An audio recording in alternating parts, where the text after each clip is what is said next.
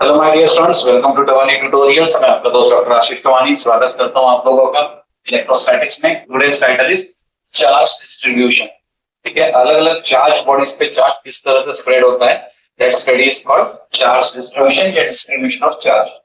किस तरह से होता है, तो इसके दो पैटर्न्स होते हैं बच्चों। एक बोलते हैं यूनिफॉर्म चार्ज डिस्ट्रीब्यूशन। यूनिफॉर्म मतलब होमोजेनियस, एक जैसा चार्ज सब तरफ स्कैटर्ड होगा। जैसे कि ये ऑब्जेक्ट देख सकते हैं, हर दो चार्ज के बीच का डिस्टेंस फिक्स्ड है, मतलब पेपर पे चार्ज कम या ज्यादा डिस्ट्रीब्यूटेड नहीं है।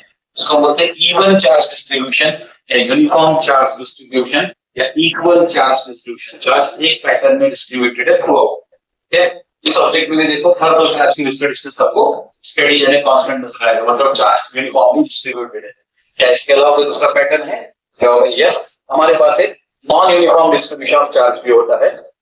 नॉन यूनिफॉर्म मतलब uneven, unequal distribution of charge. जैसे इस ऑब्जेक्ट में देखेंगे, ये जो कॉर्नर वाला पॉइंटेड है, जो वहां पे चार्ज की डेंसिटी बहुत बढ़ गई।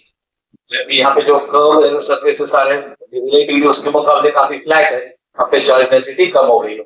यानी कि if you compare this area, यहाँ पे चार्ज डेंसिटी ज्यादा, you compare that area with this area, same size की एरिया नहीं, लेकिन यहाँ पे चार्ज की टोटल डेंसिटी कम दिख रही है। तो इरेगुलर शेप्ड ऑब्जेक्ट्स में शार्पर पॉइंट्स की तरफ चार्ज की डेंसिटी ज्यादा देखने को मिलती है। जैसे आप मैग्नेट्स के नॉर्थ पोल साउथ पोल की तरफ मैग्नेटिक फील्ड की डेंसिटी ज्यादा देखते हो, ठीक है, जबकि मैग्नेट्स के बीच में उसकी स्ट्रेंथ कम दिखती है। यहाँ पर भी शार्प एजेस की तरफ अगर आप देखें तो चार्ज की कॉन्सेंट्रेशन ज्यादा है, flat ends slightly curved ends की तरफ चार्ज डिस्ट्रीब्यूशन कम होता है। इसको बोलते हैं अनइक्वल डिस्ट्रीब्यूशन ऑफ चार्ज या नॉन यूनिफॉर्म चार्ज डिस्ट्रीब्यूशन। ठीक है, इसका आपको चार्ज डिस्ट्रीब्यूशन रेगुलर नजर नहीं आता। अब चार्ज जिस तरह से भी डिस्ट्रीब्यूट हुआ हो उसको स्टडी करते हैं under the title called charge density. अब स्कूल डेज में अपने फिजिक्स में एक डेंसिटी सीखी है, पहले उसे रिकलेक्ट कर लेते हैं। What was the concept of density you learned in your schools. Density का मतलब आपने बोला था कि भाई चार्ज मास को कैसे डिस्ट्रीब्यूट करते हैं over a given volume. School days की जो डेंसिटी उसे क्या पढ़ते थे आप? It was mass distributed over a given volume. तो मास अपॉन वॉल्यूम को डेंसिटी डिफाइन करते थे आप। इसका मतलब है कि गिवन वॉल्यूम में कितना मास है ये हम लोग स्टडी कर लेते हैं, डेंसिटी की स्टडी। पर बच्चों एक अधूरी स्टडी हुआ करती थी इन योर स्कूल डेज। मास की डेंसिटी तीन पैटर्न में स्टडी होती है, पहले उसको जान लो। कुछ ऑब्जेक्ट्स ऐसे होते हैं जिनका सिर्फ लेंथ होती है, मतलब वो लॉन्ग बहुत होंगे लेकिन उनके पास थिकनेस नहीं होगी, उनके पास वॉल्यूम नहीं होगा, मतलब उसके पास सिर्फ लेंथ है, यानी सिर्फ एक डायमेंशन है। Length is defined as one dimension. कुछ ऑब्जेक्ट्स ऐसे होते हैं जिसके पास लेंथ और ब्रेथ दो चीजें होती है, इनका थिकनेस भी नहीं होती। ठीक है, यहाँ तो दिख रही होगी इस ऑब्जेक्ट में, लेकिन इमेजिन करो कि थिकनेस भी नहीं है। लेंथ और ब्रेथ से सिर्फ दो डायमेंशन होते हैं, तो उनके पास तो सिर्फ area, that is called surface area. उनके पास भी वॉल्यूम नहीं होता। और कुछ ऑब्जेक्ट जैसे कि ये ऑब्जेक्ट आप देख लेंगे, इसके पास लेंथ है, ब्रेथ है और हाइट भी है। और इसके पास लेंथ एक डायमेंशन, ब्रेथ दूसरा डायमेंशन और हाइट तीसरा डायमेंशन। तो ऑब्जेक्ट के तीन प्रकार है। ये ज्योमेट्री समझ में, some objects have only length, some objects have only area, इसको सरफेस एरिया बोलते हैं, and some objects will be volume. यहाँ तक क्लियर? चार्जेस सभी के ऊपर हो सकते हैं। तो चार्जेस अगर इस पर्टिकुलर लेंथ के ऊपर डिस्ट्रीब्यूटेड है तो हम स्टडी किस चीज की कर सकते हैं? चार्ज ऑन दिस लेंथ, इसका मतलब चार्ज पर यूनिट लेंथ। पहले आपने मास डेंसिटी जब सीखी थी, मास को अगर लिखेगी नहीं तो that is called mass per unit. उसी तरह से अगर इस एरिया के ऊपर हम वर्क करें तो इसको कुछ ना कुछ मास होगा, तो हम उस मास को किसके रेफरेंस में एरिया के, तो मास पर यूनिट एरिया करके भी डेंसिटी होती थी, जिसे सरफेस मास डेंसिटी बोलते थे। मे भी आपने स्कूल डेज में इसको नहीं स्टडी किया होगा। उसी पैटर्न पे मान लेते हैं कि इसकी मास के ऊपर कुछ ना कुछ चार्ज है, तो that would be called as surface charge density. Similarly ये डेंसिटी जो सबसे पॉपुलर थी, मास अपॉन वॉल्यूम, इसका टोटल मास ले लिया, इसके टोटल वॉल्यूम से उसको डिवाइड कर दिया, तो that is called volume mass density. ठीक है, लेकिन अब हम इसको चार्ज के टर्म से सोचेंगे। इसका चार्ज इधर भी होगा, इधर भी होगा, हर साइड का होगा। Total charge divide by total volume, that becomes volume charge density. तो जैसे मास की तीन डेंसिटीज होती थी, लीनियर मास डेंसिटी, लीनियर मतलब लाइन पे, फिर सरफेस मास डेंसिटी मतलब सरफेस एरिया पे, और तीसरी वॉल्यूम वाली मास डेंसिटी जो आप यहाँ पे देख भी रहे हो। दरअसल चार्ज को भी तीन पैटर्न में डिवाइड करते हैं। जो प्राइमरी इससे अंडरस्टैंडिंग आती है पहले वो बता देता हूँ, बाद में डिटेलिंग बता दूंगा।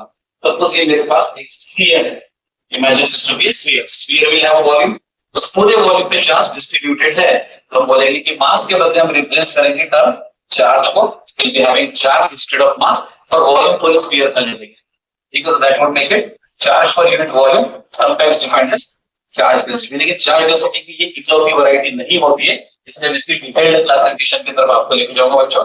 चार्ज डेंसिटी के टोटल 3 टाइप्स कौन से हैं? तो पहला कहलाता है लीनियर चार्ज डेंसिटी, जिसे हम लेंथ के रेफरेंस में चार्ज की स्टडी करेंगे। दूसरा कहलाता है सरफेस चार्ज डेंसिटी, और तीसरा कहलाता है बच्चों volume charge density. We have three density: linear charge density, surface charge density and volume charge density. One by one हर एक की शुरुआत करेंगे। Let's begin with linear charge density. Symbol है lambda, symbol is read as lambda. अब ये हम लोग उन ऑब्जेक्ट्स से डिस्कस करेंगे जो ऑब्जेक्ट चार्ज तो है लेकिन उनका सिर्फ लेंथ है, उनका थिकनेस नहीं है, उनके पास वॉल्यूम नहीं है, मतलब लेंथ के अलावा उनके पास कोई दूसरा डायमेंशन नहीं है। तो ऐसे तो हम क्या करेंगे, उस पूरे ऑब्जेक्ट का टोटल चार्ज लेंगे न्यूमरेटर में, उसे डिवाइड करेंगे उस ऑब्जेक्ट के टोटल लेंथ से। That will be defined as linear charge density या तो चार्ज पर यूनिट लेंथ। तो लीनियर वर्ड में एक वर्ड आ चुका है and that word is line. Line, ये लाइन से नाउ लीनियर का एडजेक्टिव। ठीक है, तो एक स्ट्रेट लाइन पे मतलब उस लाइन की मिडल के ऊपर जो भी चार्ज होगा that is defined as charge पर यूनिट। ये रहा जो चार्ज, ये रही इसकी लेंथ। चार्ज पर यूनिट लेंथ को हम बोलेंगे linear charge density, symbolically lambda. क्या तो समझ आ गया? पक्का? हाँ है ना? चलो बढ़िया। तो आपने लैम्बडा को डिफाइन करना है as charge on the linear body divided by length of that linear object. ठीक है, अब इसके लिए एक एग्जांपल के तौर पे हम रॉड कंसीडर करेंगे। रॉड की लेंथ जो भी होगी, let us call that length of the rod as L. इस रॉड को चार्ज तो समझ लेते हैं, मतलब उसके ऊपर चार्ज रखा है, तो यूनिफॉर्मली डिस्ट्रीब्यूटेड है। कैसे समझे यूनिफॉर्मली डिस्ट्रीब्यूटेड है? हर दो चार्ज के बीच का डिस्टेंस देख लो, इक्वल दिखेगा, तो बोलेंगे इसमें चार्ज का डिस्ट्रीब्यूशन यूनिफॉर्म है। अब इसमें जो टोटल चार्ज होगा, इस एंटायर लेंथ के ऊपर जो टोटल चार्ज है, let us consider that to be Q. तो इसका total charge divide by total length, इसमें चार्ज पर यूनिट लेंथ। अब बोलेंगे सर ऐसा करने का क्या मजा आ रहा है? सेपरेटली लेंथ गिन लेते थे, सेपरेटली चार्ज गिन लेते थे, चार्ज पर यूनिट लेंथ निकालने का क्या मतलब है? ठीक है, इसका लॉजिक क्या है समझने की कोशिश करो, क्योंकि लॉजिक अगर नहीं आया इसको रट्टा मार के कोई फायदा नहीं। You just only get 2 marks. मेरा पर्पस आपको 2 नंबर दिलाने के अलावा फिजिक्स में हम ऐसा क्यों करते हैं ये भी आपको बताना जरूरी समझता हूं मैं। से आप कपड़े के शॉप पे गए, कपड़े के होलसेल शॉप पे गए, और वहां पर उन लोग कपड़ों के थान रखते हैं। ये थान वर्ड सुना है कभी? एक बड़ा सा रॉड होता है, उसके ऊपर कपड़े का पूरा रोलिंग कर देते हो, जैसे चक्री पे आप मंजा लपेटते हो, ऐसे कपड़े को एक रॉड के ऊपर में या कार्डबोर्ड के ऊपर लोग लपेट के रखते हैं। It's called roll of cloth, English में रोल ऑफ क्लॉथ या बंडल ऑफ क्लॉथ, या फिर हिंदी में हम लोग उसे थान कहते हैं। तो उसमें 500 मीटर, 1000 मीटर, 300 मीटर ऐसा मिनिमम लेंथ होता है, क्योंकि जब कपड़े मैन्युफैक्चरर्स कपड़े बनाते हैं फैक्ट्रीज में, तो सीधे सीधे कंटिन्यूस स्ट्रीम ऑफ क्लॉथ बनाते हैं। लेकिन उतना बड़ा कपड़ा जो बना लेते हैं वो लोग, हमें तो पूरा उतना नहीं चाहिए, हम लोग उसमें से कुछ छोटा पार्ट लेते हैं। जैसे अगर आपको अपना पैंट सिलाना है तो 120 सेंटीमीटर की लेंथ आपको लगती है। ये भी आपके टेलर्स आपको ये साइज बताओगे, कुछ कम ज्यादा बता सकते हैं। आपको शर्ट सिलाने से वो 2 मीटर का लेंथ बता रहे होगे, व्हाट्स एवर लेंथ दे सजेस्ट, आप उतने ही खरीद के लाओगे। तो आपकी जरूरत क्या है, पूरा कपड़ा या जितनी टेलर ने बताई उतने कपड़े की रिक्वायरमेंट है? ठीक है, तो ऐसा सोचो कि जो दुकानदार है जिसने फैक्ट्री से कपड़ा खरीद के लाया आपको बेचने के लिए, उसने कितना कपड़ा खरीदा, तो समझ लेते कि उसने जो कपड़ा टोटल खरीदा है that is 500 meter in length. ठीक है, उसकी लेंथ कितनी है? 500। तो काम की मैं बात कर रहा हूँ, और इसका उसको जो प्राइस चुकाना पड़ा होगा, से कितना दे देते उसको, जो प्राइस लगा होगा जो आपको बाद में वो बेचेगा भी, उसका रेट लिख देते हैं यहाँ पे 10,000। ठीक है, अरे ठीक है, क्या बड़ा रेट दो। ठीक है, चलो 500 मीटर कपड़ा उसने 10,000 रुपए में खरीदा है, मान लो इसी रेट पे वो आपको बेचना भी चाहता है, तो क्या आप पूरा 500 मीटर कपड़ा लेने वाले? नहीं। अब आपने बोला कि भाई मुझे 1 मीटर कपड़ा चाहिए, वो क्या करेगा? इसको हम बोल देते, मैथ्स में तो एक्स बोलते, हम लोग ने भी इसको एक्स बोलते, लैम्बडा बोल दिया। कैसे निकलेगा ये एक्स, यानी कि हमारा lambda is equal to that divided by this number. क्या बोलते हैं बेटा इस प्रोसेस को? Cross multiplication. इस मेथड को मैथ्स में क्रॉस मल्टीप्लिकेशन बोलते हैं। 1 into this number divided by that number. ठीक है, चलो कैंसिल कर लेते, क्या बचा? 1 मीटर कपड़े का रेट 20 ना, 5 1 जा 5 2 जा, ये 0, 20 रुपीज पर मीटर। ठीक है, 20 रुपीज पर मीटर इस दुकानदार के दिमाग में बैठ गया, तो ये 1 मीटर कपड़ा 20 रुपए का। वैसे आजकल महंगाई ज्यादा है, इसमें ज्यादा रेट लगते हैं, बट मैंने आपको एक सिंपल सा नंबर दे दिया। तो अगर किसी को 2 मीटर कपड़ा चाहिए तो 3 मीटर कपड़ा चाहिए, 2.5 मीटर कपड़ा चाहिए था, 50 रुपीज। आप कर क्या रहे हो समझ में आ रहा है? आपको यूनिट लेंथ, यूनिट लेंथ मतलब सिंगल लेंथ का रेट पता है। तो अगर मैंने आपको बोला कि गिवन लेंथ 10 मीटर है, 1 मीटर के लिए 50 सॉरी 20, और 10 मीटर के लिए 200, कैसे लाए 200? आपने इस लेंथ को पर मीटर वाले रेट से मल्टीप्लाई, आपका आंसर 200 बन गया। मैंने बोला नहीं मुझे तो 5 मीटर ही चाहिए, तो आपने क्या करना, 5 मीटर और पर मीटर के रेट से मल्टीप्लाई कर देना। जैसा एडवांटेज क्या है, अगर हमें यूनिट लेंथ की वैल्यू पता है, एनी अमाउंट ऑफ लेंथ जो आपको चाहिए उससे उसका वैल्यू हम लोग निकाल सकते हैं। किराने की दुकान पे भी तो यही होता है, ठीक है, वो शक्कर बोरे में खरीद के लेकर आता और आपको बोरा भर के शक्कर नहीं चाहिए, ठीक है, तो समझ लो शक्कर का selling price 50 rupees per KG, मुझे नहीं मालूम क्या रेट है, ऐसा अपन एक राउंड ऑफ फिगर ले लेते, 50 रुपीज पर केजी शक्कर का रेट दुकानदार बोलता है। तो आपको जरूरत नहीं कि आपको 1-1 किलो के 10 पैक खरीदने हैं, अगर आपको 10 किलो शक्कर चाहिए तो 1-1 किलो का ही बना के रखता है नहीं, तो आपको 2 किलो शक्कर चाहिए, वहीं पे तोल दिया और 2 किलो का रेट क्या बताया, 2 × 50 केजी, सॉरी 2 × 50 रुपीज। आपको अगर 5 किलो शक्कर चाहिए, 5 × 50 रुपीज। आपको 10 किलो शक्कर चाहिए, 10 × 50 रुपीज। आपको आधा किलो शक्कर चाहिए, हाफ इंटू 50 रुपीज। आपको 1/4 केजी यानी पाव किलो जो बोलते हैं 250 ग्राम, 1/4 केजी शक्कर चाहिए, तो 1/4 इंटू 50 रुपीज। कर क्या है हम लोग समझ में आ रहा है, हमें यूनिट का वैल्यू पता है, तो उससे बड़े नंबर की भी वैल्यू हम निकाल सकते हैं, उससे छोटे नंबर की वैल्यू भी हम निकाल सकते। That is the advantage of getting the number in terms of 1। समझ आ गया ये बात? 1 के टर्म्स में अगर हमें वैल्यू पता चल जाए तो हम उससे किसी भी टाइप की वैल्यू कभी भी एस्टिमेट कर सकते हैं। जैसे बाजार में जाते हो, कभी बाजार गए सब्जी भाजी खरीदने, क्या बात कर रहे हैं नहीं क्या खरीदा, सब्जी भाजी में समोसे इंक्लूड मत करो, सब्जी भाजी में कोई सब्जी पकड़ लो, हाँ समोसे में आलू, गाना था ना जब तक रहेगा समोसे में आलू, हाँ तेरी रहेंगी ये शालू, नहीं सुना गाना? सुनने का बढ़िया था, खिलाड़ी 420 नाम के पिक्चर में था, ठीक है। अपार्ट फ्रॉम दैट थिंग, तो आलू खरीदने गए भाई साहब, समोसे बना के अपना स्टार्टअप शुरू करना चाहते, ठीक है, सीबीएसई समोसे वाला स्टार्टअप का नाम रखेंगे, सीबीएसई समोसे वाला। जो स्टार्टअप को यूट्यूब पे हम हमारे चैनल पे प्रमोशन कर दूंगा, भले देखता कोई नहीं। ठीक है, तो ये भाई सीबीएसई समोसे वाला भाई आलू खरीदने जाएगा बाजार में, समोसे का आलू के बगैर जमा मजा नहीं आएगा, तो दुकान में जाके क्या पूछेगा, आलू क्या रुपए किलो, इतना डिटेल में हम पूछते ही नहीं। कैसे पूछते, आलू कैसे दिए, लेकिन वो हमेशा पर केजी का ही रेट बताता। सपोज रेट 20 रुपए किलो चल रहा होगा तो होता है 20 रुपए पर किलो या 20 रुपए किलो, मतलब उसने रेट कितने का बताया, 1 किलो। अब आप 2 किलो खरीदो तो 40 देना पड़ेगा, 3 किलो खरीदो तो 60 देना पड़ेगा, आधा किलो खरीदो 10 देना। 1 का एडवांटेज समझ रहे, आपको 2 चाहिए, 3 चाहिए, 2.5 चाहिए, सब मल्टीप्लाई होकर मिल जाता, आधा चाहिए 1/4 चाहिए वो भी मिल जाता, ठीक है। तो किराने की दुकान वाले लोग या तो राशन की दुकान वाले लोग या सब्जी मार्केट वाले लोग क्या बहुत ज्यादा पढ़े लिखे नहीं, लेकिन उनको 1 का टेबल आता, स्कूल से उन्होंने 1 का टेबल अच्छा सीख लिया, और तुम लोग को सिखाने के लिए तो क्या क्या नहीं करना पड़ रहा, कपड़े बेचना पड़ रहा है, समोसे के लिए आलू खरीदना पड़ रहा है, ठीक है।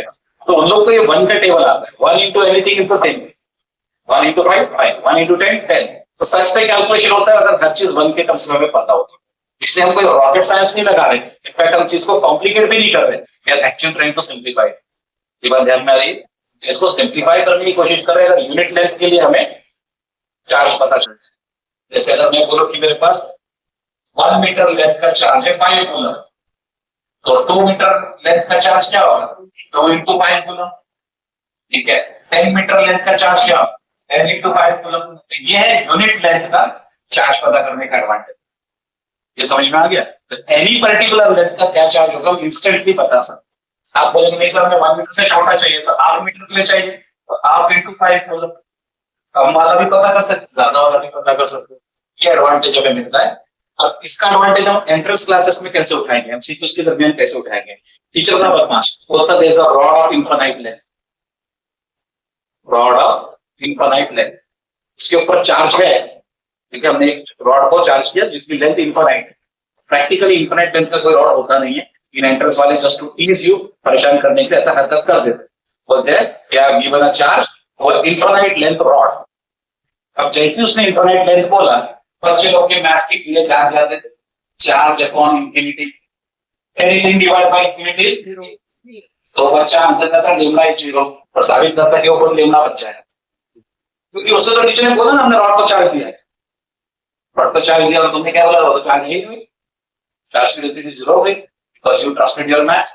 लेकिन यहीं पे फिजिक्स अपना एज खा देता है कि देखो ये इनफाइनाइट लेंथ हो या 10 मीटर हो या 100 मीटर फर्क नहीं पड़ता, 1 मीटर के ऊपर में मान लो 5 कूलम, तो 2 मीटर के लिए 10 होगा, 10 के लिए 10 इंटू 5, 100 के लिए 100 इंटू 5, इनफाइनाइट के लिए इंटू 5।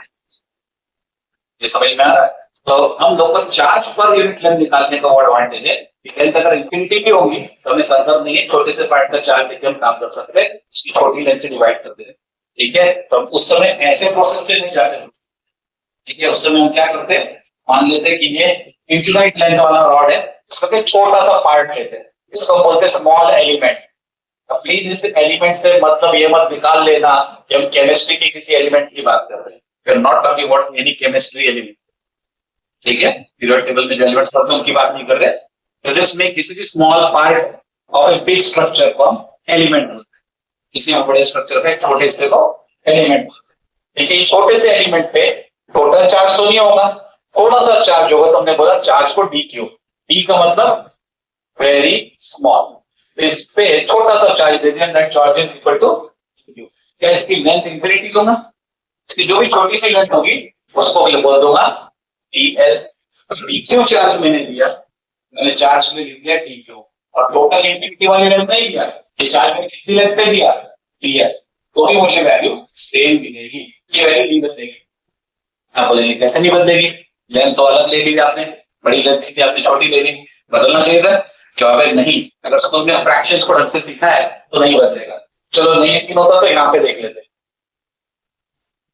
हमने भी कैलकुलेशन थोड़ी देर पहले जो किया था, 500 मीटर के लिए 10,000, 1 मीटर के लिए 20, इतना ही था। तो चलो 1 मीटर के लिए लैम्बडा निकालते हैं, lambda would be equal to rate per unit length.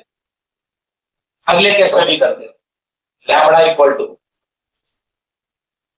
Rate कितना है 10 इंटू 20 पर यूनिट लेंथ। अगले केस में करो, ये वाले केस में लैम्बडा कितना हुआ, टोटल रेट कितना है 5 इंटू 20 अपॉन दैट लेंथ। समझ भी रहे हो आप, बोलेंगे इसके लिए करना है, चलो इसके लिए भी कर लो, lambda equal to 10,000 divide by 500, simplify करके देखते हैं, let's simplify and check. 5 5 cancel, answer is 20, अंडे अंडे उड़ गए, 5 1 सा 5 20 सा, लैम्बडा इज 20, 20 upon 1 is 20, 10 10 करके लैम्बडा इज 20। हर बार तो सेम ही है, मतलब 1 मीटर लेंथ ले कर लो, 1 मीटर लेंथ ले कर लो तब भी 20, और 500 मीटर लेंथ ले करोगे 10,000 जो आ रहा है तब भी लैम्बडा इज 20। इनफाइनाइट लेंथ का पार्ट में से एक छोटा सा लेंथ लूंगा, उसका थोड़ा सा ही चार्ज लूंगा, उनको डिवाइड करो तो वैल्यू सेम ही आती है, बदलने वाली नहीं है। That's the beauty of studying this things. इससे पर यूनिट लेंथ इज डिफरेंट। पिछले 10 मिनट में मैंने इंपॉर्टेंस समझाई, एग्जाम में पूछता नहीं है, ऐसे इसलिए बताया कि अगर किसी को लगता है कि चीजें कॉम्प्लिकेट हो रही, एक्चुअली ना, चीजें आपके फायदे के लिए सिंप्लीफाई करवाई जा रही है, ठीक है, ये मैं समझाना चाह रहा हूं। तो कभी इंफिनिटी वाली लेंथ का कोई क्वेश्चन कभी आ जाए तो घबराना नहीं, उसमें एक छोटा सा लेंथ लीजिए डीएल, और उस छोटे से लेंथ डीएल की थोड़ी सी चार्ज डीक्यू जो भी होगी उसका रेशियो लेने से भी आपको लैम्बडा मिल जाएगा, ये समझाना चाहता हूँ, ठीक है। अब जरूरी नहीं कि लीनियर ऑब्जेक्ट होती है रॉड, रॉड के अलावा रॉड में यहाँ थिकनेस दिख रही है, सिर्फ उसके अंदर चार्ज दिखाने के लिए करा, चार्ज को रॉड का ओरिजिनल थिकनेस कुछ नहीं है, नेग्लिजिबल थिकनेस वाला रॉड है। डायग्रामेटिकली आपको समझाना चाहते हैं कि उसके ऊपर चार्जेस से इसको थोड़ा सा मोटा बनाते हैं, तो आप बोलेंगे इसको लेंथ भी है, थिकनेस है, इसको ब्रेथ भी है, इसको ब्रेथ नहीं है ऐसा मान के चलना है आपको, जानबूझ के सिर्फ चार्ज दिखाने के उसे मोटा बनाना है, ओरिजिनली उसकी लेंथ है, ब्रेथ नेग्लिजिबल। इसी रॉड के दोनों एंड्स को ऐसे मोड़ दो और जोड़ दो, पहले मोड़ दो और फिर जोड़ दो, क्या बनेगा सर्कल यानी कि रिंग, कुड़ी जैसा स्ट्रक्चर तैयार हो जाएगा। हाँ या ना? तो अब अगर मैंने ऑब्जेक्ट बदल दिया, रॉड के बदले आपको दे दिया रिंग, तो लैम्डा क्या बनेगा? चार्ज पर यूनिट लेंथ का ओरिजिनल फॉर्मूला है। लेकिन अब हमारा कहना है कि सर्कुलर रिंग में ये जो लेंथ है, इसी को मोड़कर मैंने इसका ये सर्कमफ्रेंस बनाया ना, तो ये लेंथ इसके बराबर हो गई, नहीं रेडियस के बराबर नहीं, ये लेंथ है, लेंथ को मोड़ के गोलाई में डाल दिया, वो लेंथ सर्कमफ्रेंस के बराबर। ये पूरा आर्च क्या है?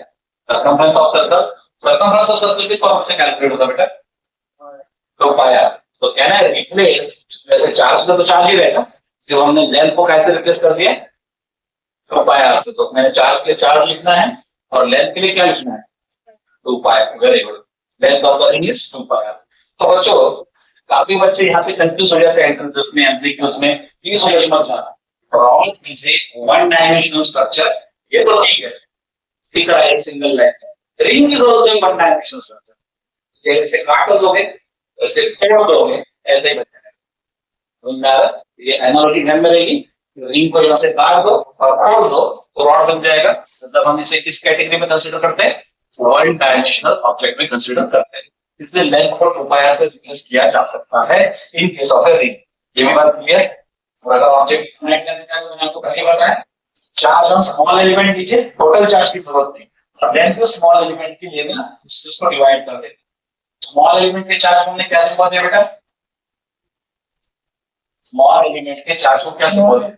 dq। और उसकी लेंथ को क्या, सॉरी चार्ज में क्या बोला? dq। लेंथ को क्या बोला? तो चार्ज के लिए क्या लिख दूंगा मैं? dq और लेंथ के लिए लिख दूंगा pi। यहां तक क्लियर? अब आप लोग अपना दिमाग चलाने के लिए तैयार हो जाइए। अब मुझे जानना है कि what is the unit of this lambda. मेरे ख्याल से आप कर पाओगे अगर आपको ये फॉर्मूला समझ आ रहा है। चार्ज के यूनिट को न्यूमरेटर में लिखना, डिवाइड के लिए अपॉन लगाना, लेंथ यूनिट को डिनोमिनेटर में डालना, बनाओ यूनिट। लैम्डा का यूनिट चाहिए तो चार्ज का divide by length unit. Charge का यूनिट क्या होता है? Very good, coulomb. लेंथ का यूनिट क्या होता है? मीटर। बीच में डिवीजन है तो मैंने डिवीजन लगा दिया, इसको पढ़ेंगे कैसे? Coulomb per metre. अब कुछ फीचर्स ऐसे लिए, कूलम मीटर इनवर्स लिखते हैं, मीटर की पावर डिनोमिनेटर में 1 है, न्यूमरेटर में लेके आऊंगा तो माइनस। कूलम पर मीटर भी लिख सकते हैं, कूलम मीटर इनवर्स लिख सकते हैं। कैसे बना यूनिट समझा क्या? राइट हैंड साइड का टर्म्स का यूनिट लिखिए, लेफ्ट हैंड साइड का यूनिट अपने आप बन जाएगा। चार्ज का यूनिट कूलम है, कैपिटल सी उसका सिंबल, अपॉन है तो मैंने भी अपॉन लगा दिया, लेंथ का यूनिट मीटर है। It is very simple. पक्का? सब आखिरी पार्ट, डायमेंशंस बनाना चाहता हूं लैम्डा के, तो आपको चार्ज के डायमेंशंस याद है क्या बच्चों? Who is charging you to study? Ashish Lavani, याद है? ए का पावर क्या है? कुछ नहीं लिखा है तो 1, टी का पावर क्या है? तो चार्ज इक्वल टू ए। यहाँ पे मैं न्यूमरेटर में डायमेंशंस क्या लिखूंगा? a1 p1, a p हो गए, डिवाइड बाय लेंथ। लेंथ के डायमेंशन कितनी बार दूंगा? लेंथ यहाँ पे एक ही बार, तो लेंथ 1 टाइम लिख दिया। तो इस लेंथ को न्यूमरेटर में लेके आऊंगा तो क्या बनेगा बेटा? l माइनस डिनोमिनेटर में 1 है, डिनोमिनेटर में क्यों है वो? लेंथ डिनोमिनेटर में, लेंथ नीचे में 1, न्यूमरेटर में आई तो माइनस, और ये a1 p1। ठीक है? अगर आप ज्यादा ही लिखना चाहते तो मास का m0 लिख देना, कुछ नहीं है तो 0 लिख दीजिए, विष्णु राइट। छोड़ भी दिया तो मास पूरे मिलेगी। इसके पहले भी मैं बता चुका हूँ कि ए के बदले टीचर्स कभी कभी आई लिखना पसंद करते हैं। In case you see option with I, consider that to be correct. ठीक है? ए नहीं मिलेगा फिर आई मिलेगा, तो ए भी चलता आई भी चलता, कोई भी एक सिंबल यूज कर ले। डायमेंशन बनाना समझे? एग्जाम में स्टेप्स दिखानी नहीं होते हैं, आप डायरेक्टली लिख दें यूनिट इज कूलम पर meter, the dimension is l0 l-1 t1 a1 या i1। ठीक है? यहाँ रखते से ऐसा ब्रैकेट लगा देना बेटा रेक्टेंगुलर में, that is the symbol for dimensions. मैं लगाओ नहीं लिखा, लेकिन आपने जरूर लगाना कि लीनियर स्क्वायर चार्ज कितना है समझे? पक्का? ये लेकिन सिर्फ किसके लिए लागू होगा? जिन ऑब्जेक्ट्स के पास सिर्फ लेंथ, उन्हीं के लिए लागू होगा। लेंथ होना लेकिन ब्रेथ और हाइट नहीं होना। लेकिन अगर ऐसे ऑब्जेक्ट्स जिसका लेंथ है और ब्रेथ है, और सोचो हाइट नहीं है, यहाँ पे हाइट है वैसे तो मान लो नहीं है, लेंथ है और ब्रेथ है, तो उसका सरफेस एरिया होगी, length into breadth is area. ऐसे ऑब्जेक्ट्स जिनका सरफेस एरिया होती है वहां पर चार्ज पर यूनिट लेंथ नहीं लेते, चार्ज पर यूनिट सरफेस एरिया लेते हैं। और उसके लिए जब हम अगले टाइटल के पास जा रहे हैं, सरफेस चार्ज डेंसिटी, सिग्नल बदल गया है। देखो पिछली बार लैम्बडा था, इस बार सिग्मा हो गया। एग्रीगेटर को सिग्मा पढ़ते हैं सबको। गुड। अब इसे कैसे डिफाइन करें, थोड़ा सा लॉजिक लगाओ। पिछली बार लैम्बडा क्या था, चार्ज पर यूनिट लेंथ। इसे कैसे डिफाइन करो, चार्ज पर यूनिट सरफेस एरिया या चार्ज पर यूनिट एरिया। ये समझ में आ गया। This is defined as charge पर यूनिट एरिया। कोई तकलीफ नहीं। सिंबॉलिकली इसे कैसे लिखूंगा, sigma is equals to, charge के लिए क्या सिंबल हो गए, क्यू, और एरिया के लिए ए।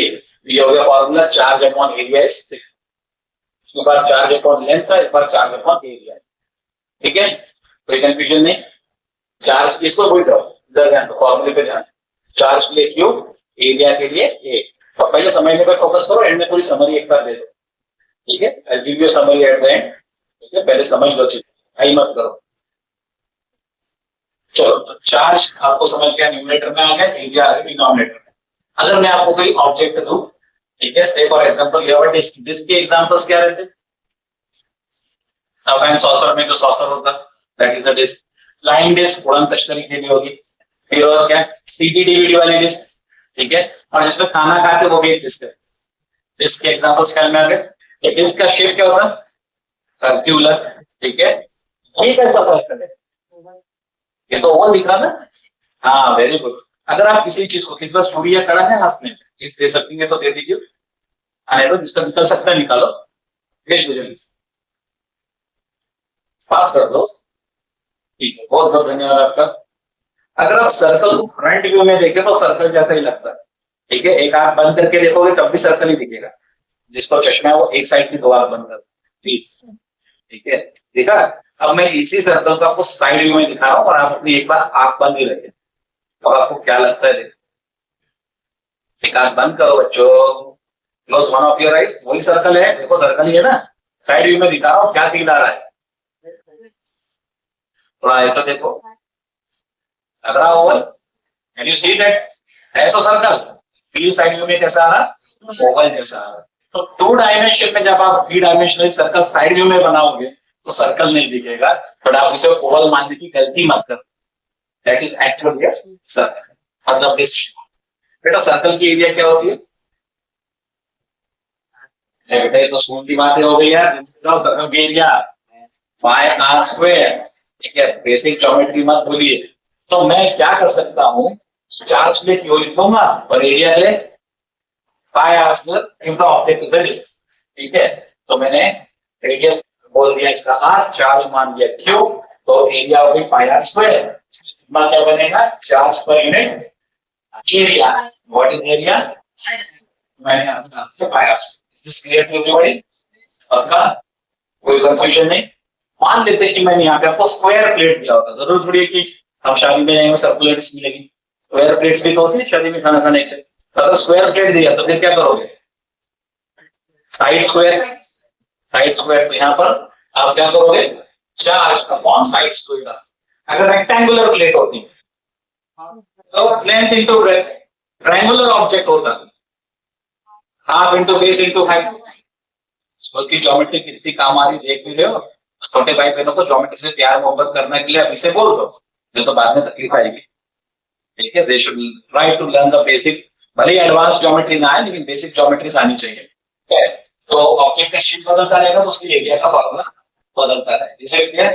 अब फिर से मैं आ जाता हूँ, एक ऐसा ऑब्जेक्ट, ऐसा 2 डायमेंशनल ऑब्जेक्ट, उसका एरिया बहुत बड़ा है, उसके ऊपर भरपूर चार्ज है। इतना चार्ज मैं देखे जा रहा हूँ, मैं ऐसे देखे जा रहा, देखे जा रहा, सिर्फ टोपी की नहीं, लेकिन वो देखो तो खत्म ही नहीं हो रहा ऑब्जेक्ट, इतना बड़ा इनफाइनाइट एरिया, समझ लो बड़ी एरिया। क्या करूं, बोल दो एरिया में इंफिनिटी डाल देता हूं और सिग्मा को 0 कर दो। हाँ, स्मॉल एलिमेंट ले लो, जैसे मान लो ये बहुत बड़ा एरिया है, ऐसा समझ लो, ये बहुत इनफाइनाइट बड़ी एरिया है। मैं क्या करूंगा, कोई छोटी सी एरिया लूंगा, इस छोटी सी एरिया को डी ए बोल दो। ए फॉर एरिया थी तो डी ए स्मॉल एरिया। अब इसके ऊपर कितना चार्ज है उसको क्या बोल दो, डी क्यू। अब बताओ फार्मूला सिग्मा का क्या होगा, D Q upon formula D Q upon D A. मतलब हम लोग करेंगे क्या, समझ में आ गया, हम स्मॉल एलिमेंट के ऊपर का चार्ज लेंगे, उसको डिवाइड किससे करेंगे, उसी स्मॉल एलिमेंट की एरिया से। स्मॉल एलिमेंट के चार्ज को हम बोल देंगे डी क्यू। ठीक है, और एरिया को बोलो, फॉर्मूला समझ गया। अब आप लोग की मेहनत का टाइम आ गया, क्या बनाना है, सबसे पहले यूनिट और बाद में डायमेंशंस ऑफ सिग्मा। चलो यूनिट बनाने के लिए तैयारी करो।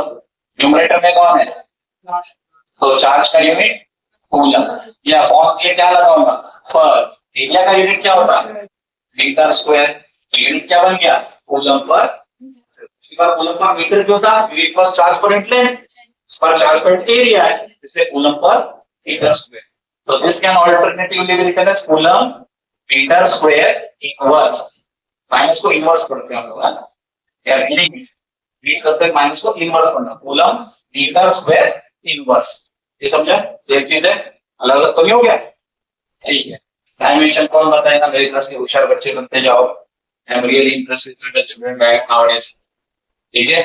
कूलम का यानी कि चार्ज का यूनिट, चार्ज कौन करता है आपको पढ़ाई करने के लिए, आशीष तिवारी। एरिया के लिए pi is a number, number को कोई डायमेंशन नहीं होता, pi is a number, number को डायमेंशन नहीं होते। R is radius, radius is length, कितनी बार है वो लेंथ, तो लेंथ कितनी बार है, 2 बार, ठीक है। यूनिट से नहीं समझ सकते, मीटर कितनी बार है, 2 बार, लेंथ 2 बार है, ऐसा समझना है ये। चलो फाइनल डायमेंशन कौन बताएगा, सिग्मा के फाइनल डायमेंशंस क्या है,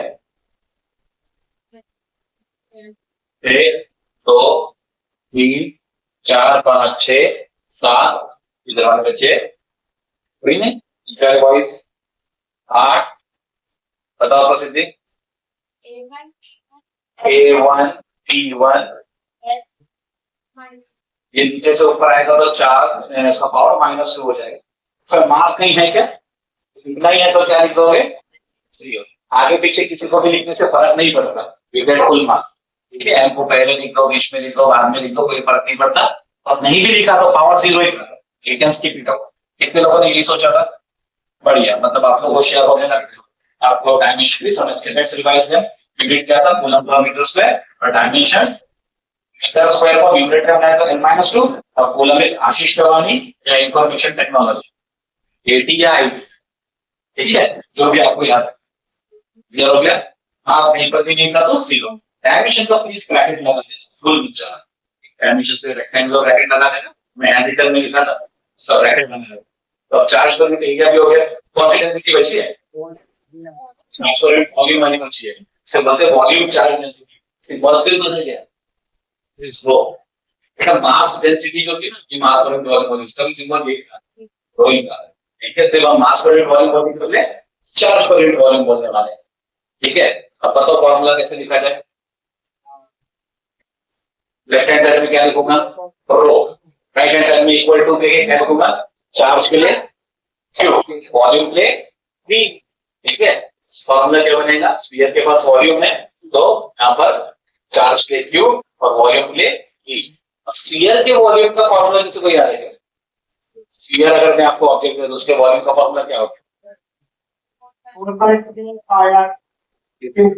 4/3 पाई, 4 पाई आर स्क्वायर नहीं, 4 पाई आर स्क्वायर उसकी सरफेस एरिया होती है, 4/3 pi are cube is the volume of the sphere, ठीक है।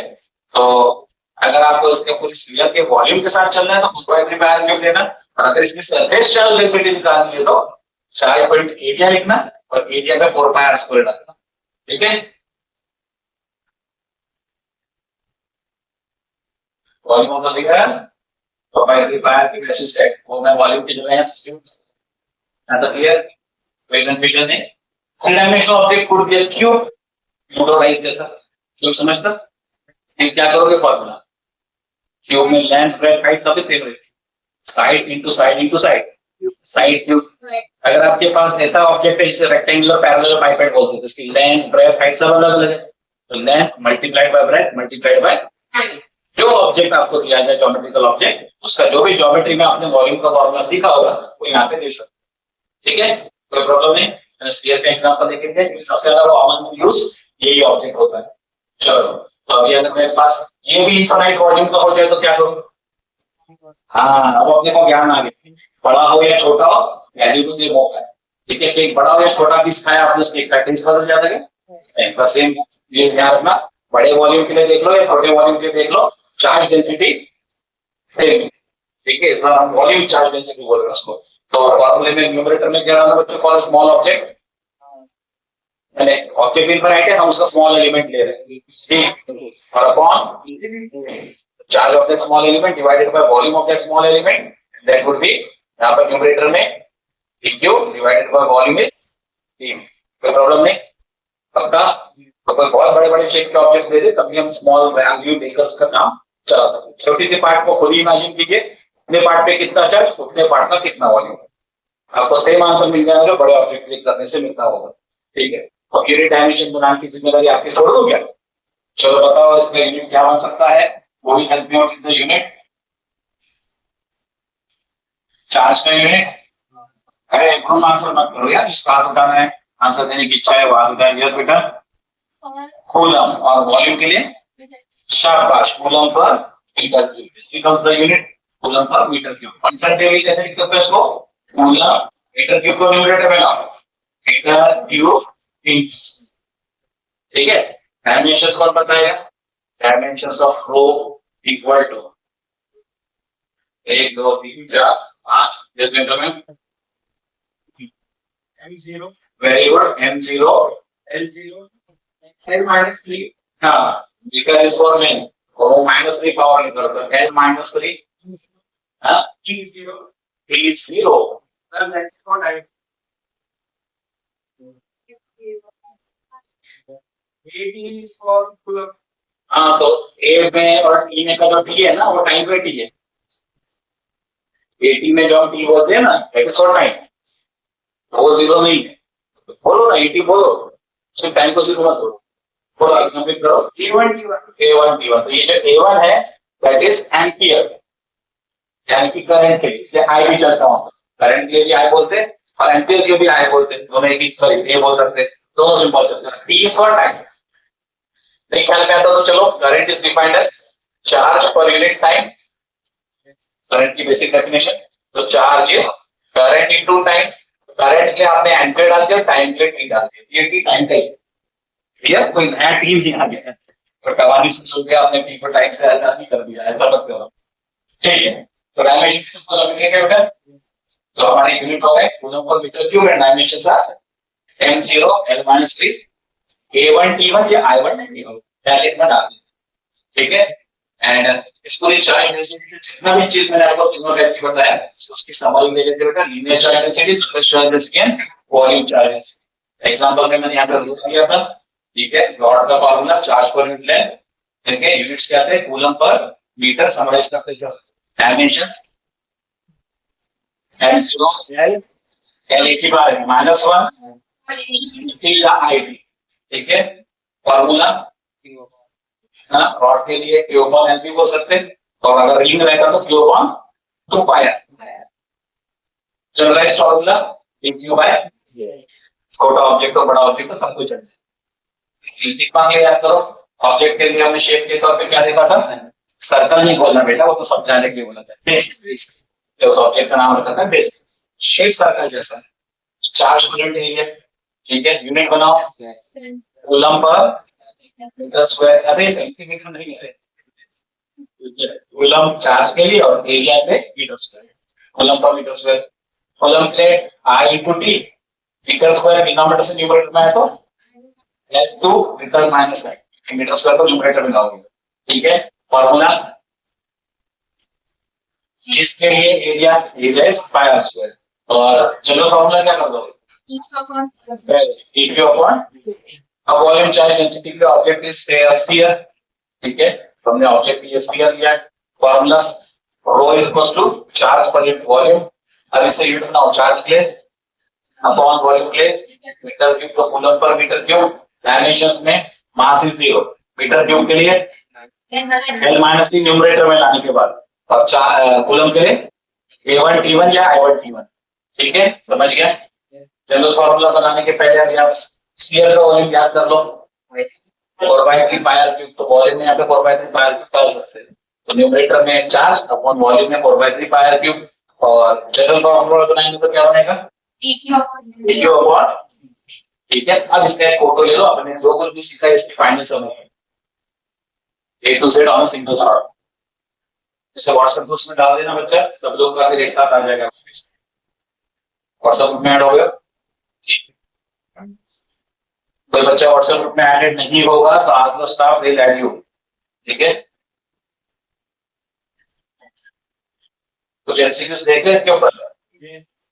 चलो पहला question, surface charge density is denoted by lambda, rho, capital E, सिक।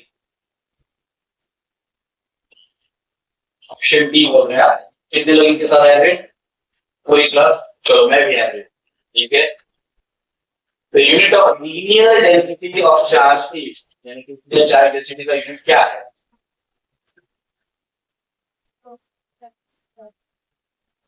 ऑप्शन ए इनका कहना है coulomb per metre. Everybody agrees? चलो बढ़िया, ये भी सही आंसर है। The dimensions of volume charge density are, volume charge density है